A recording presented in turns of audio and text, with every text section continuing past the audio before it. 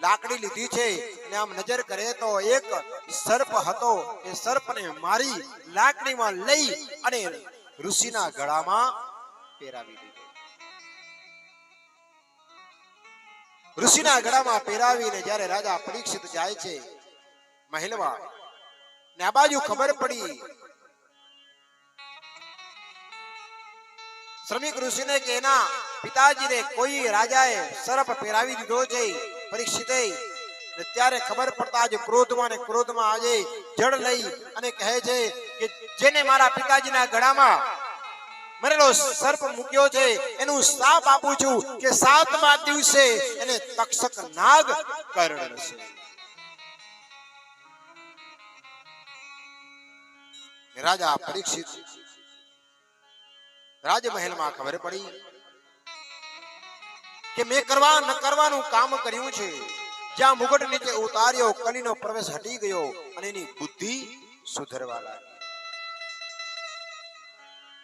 તો યાદ રાખજો, આ કથા ઉપરથી એ સમજવાનું કે આપણે જેના તેના ઘરે જઈએ ને જેના તેના ઘરનું પાણી પીએ, ખાઈએ, ક્યાં ખાવું ક્યાં પીવું એ પણ આપણે વિચારવું જોઈએ.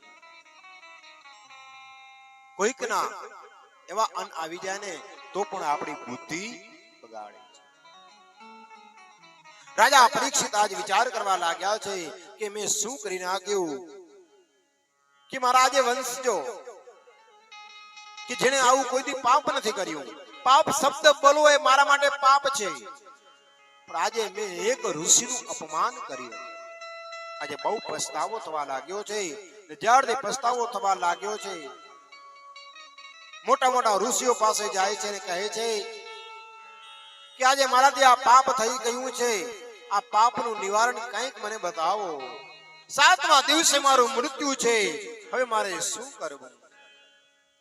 ઋષિઓ કહે છે તમે કોઈક એવા ગુરુ બનાવો કે જે તમને સત્માર્ગ બતાવે.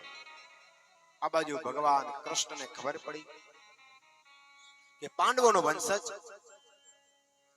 કે જેને આ ખરાબ કામ કર્યું, એટલે ભગવાને પ્રેરણા કરી છે સુખદેવજી મહારાજને કે જાઓ ગંગાના કિનારા ઉપર કે